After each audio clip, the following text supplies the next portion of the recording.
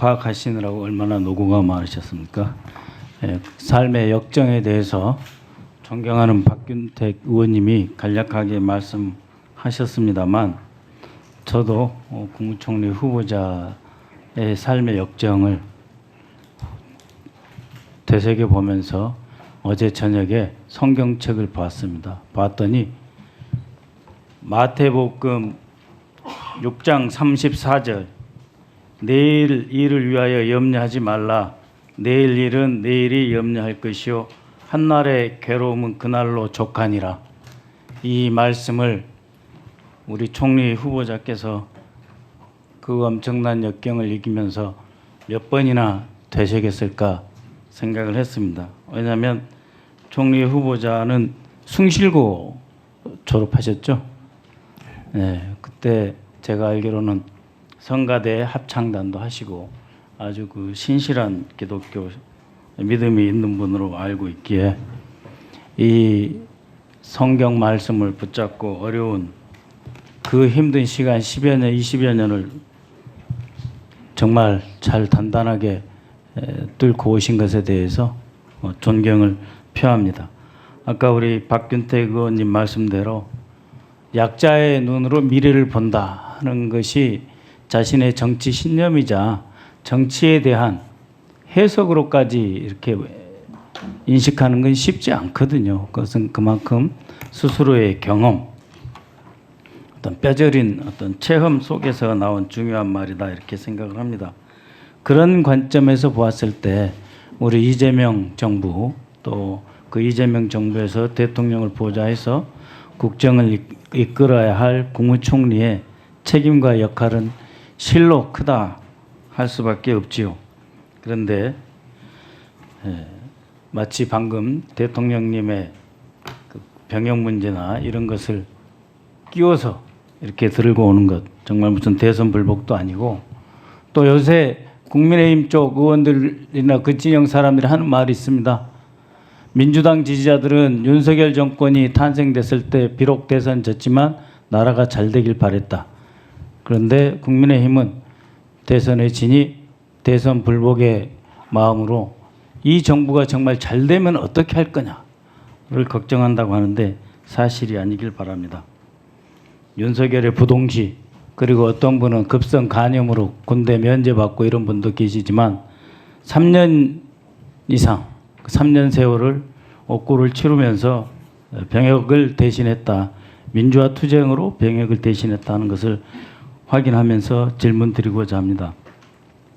어제 그 대통령께서 11개 부처 장관을 임명하셨습니다.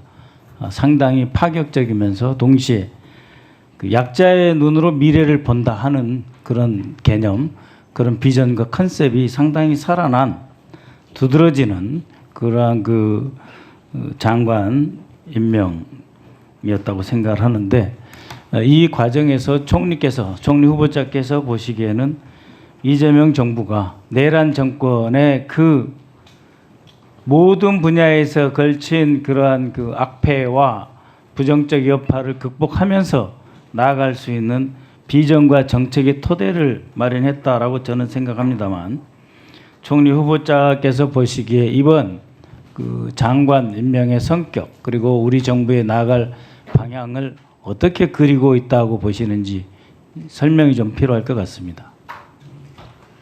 네, 우선 아까 앞선 의원님 질의에서 있었던 제가 군에 가지 못했던 것은 1980년대 민주화운동 때문에 근 3년 정도 감옥에 갔던 것, 광주 민주화운동의 진실을 알리는 과정에서 그렇게 되었다 하는 점을 다시 환기시켜 주셔서 감사드립니다.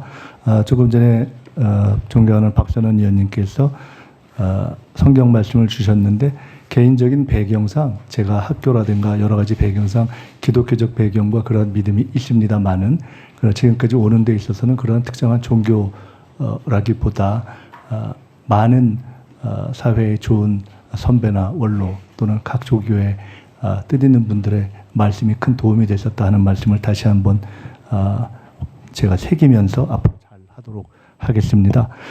그 이번에 대통령님께서 발표하신 일부 예. 그 내각 그 예정자들에 대한 것을 보면 첫째는 인사 원칙에 대해서 이미 말씀하신 대로 실력 위주로 하겠다라는 것이 이미 드러난 대통령실 구성 등을 포함해서 일관되게 드러나고 있는 것 같습니다.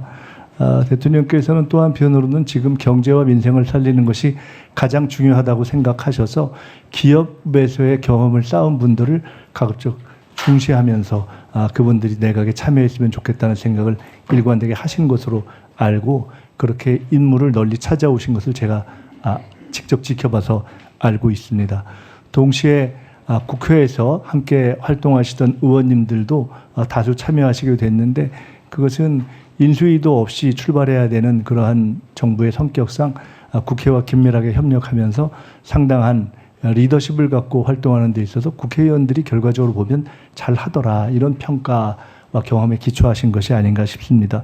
그 외에도 여러 가지가 있겠습니다만은 근본적으로 국민공모제라는 방식을 이번에 제기하고 현재 진행하고 있는 것으로 보여지듯이 어떻게든 정치는 국민이 한다라는 철학에 입각해서 내각도 구성해 가려는 그러한 뜻을 갖고 계신 것으로 알고 있고 민노총 출신의 노동부 장관이 처음으로 이렇게 등장한 것도 이것이 한편으로는 기업의 경험을 중시하면서도 우리 사회의 진보적 목소리를 반영하려는 그러한 균형 감각이 반영된 것이 아닌가 이렇게 생각합니다.